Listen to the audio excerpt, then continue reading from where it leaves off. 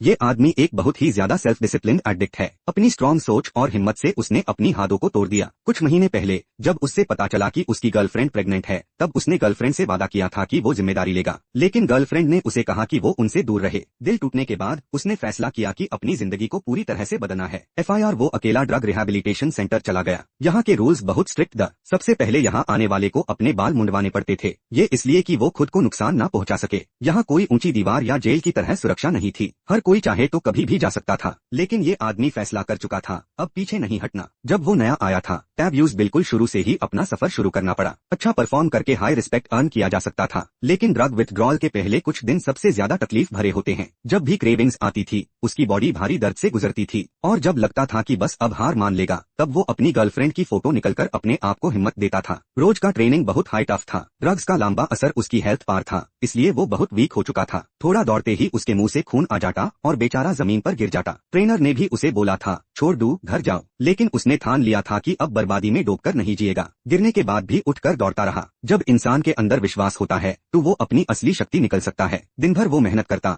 रोज थोड़ा आगे बढ़ता। धीरे धीरे उसका काम ढंग से होने लगा। अपनी गर्लफ्रेंड और बच्ची के लिए वो उस वक्त भी ट्रेनिंग करता जब दूसरे लोग सो जाते। समय निकल गया। 1 साल बाद उसका शरीर और मन दोनों बहुत स्ट्रांग हो गए। अपने बेहतरीन परफॉर्मेंस के वजह से डायरेक्टर ने उससे स्विमिंग पूल में जॉब दिया। बोनस ये मिला कि जॉब के बाद वो फ्री स्विमिंग भी सीख सकता था। उसने एक गरीब आदमी से मिनरल वाटर देकर एक साइकिल एक्सचेंज की। अब उसकी लाइफ का हिस्सा बन गए स्विमिंग, दौड़ना और साइकिलिंग। अपनी ट्रेनिंग को टेस्ट करने के लिए उसने एक ट्रायथलॉन के लिए रजिस्टर किया। 700 मीटर स्विमिंग, 5 किलोमीटर रनिंग और 20 किलोमीटर साइकिलिंग। जब वो फिनिश लाइन तक पहुंचा, तब तक सब लोग जा चुके थे। लेकिन इस बार जीतना या हारना उसके लिए मैटर नहीं करता था, क्योंकि उसने अपने आप को पहली बार सच में तोड़कर नया बनाया था। फिर एक बुरा खबर आया, उसकी गर्लफ्रेंड ICU में एडमिट हो गई थी। जब वो अपनी गर्लफ्रेंड के कमर से लिपटी मशीन्स देख रहा था, उसका दिल पिघल गया और पछतावा भरता गया। जाने से पहले उसने उसके माथे पर किस किया। वार्ड से निकलते ही उसने अपनी प्यारी बेटी को देखा। वो उससे बात करना चाहता था, लेकिन गर्लफ्रेंड का फादर बीच में आ गया। आदमी चुप खड़ा था, आंखों में शून्य। ये सच था कि वो अभी तक एक पिता बनने लायक नहीं था। कुछ दिन बाद गर्लफ्रेंड का देहांत हो गया। उस दिन के बाद उसने अपने दुख को ताकत में बदल दिया और भी इंस्पायर होकर दिन रात ट्रेनिंग करने लगा। रिहैब सेंटर छोड़कर उसने कई कॉम्पिटिशन्स जीते, स्टेट और नेशनल लेवल पे चैंपियन बना। फिर उसने यूरोप के ट्रायथलॉन रिकॉर्ड को तोड़ दिया। इसके बाद उससे वर्ल्ड क्लास ट्रायथलॉन के लिए इन्विटेशन मिला। उसकी सच्ची ताकत एक बार फिर दुनिया के सामने साबित हो गई। हर साल अपनी गर्लफ्रेंड के बर्थडे पर वो उसकी कब्र पर जाता है। अगर आपको ये कहानी पसंद आई, मैं इसका फॉलो अप भी बनाऊंगा।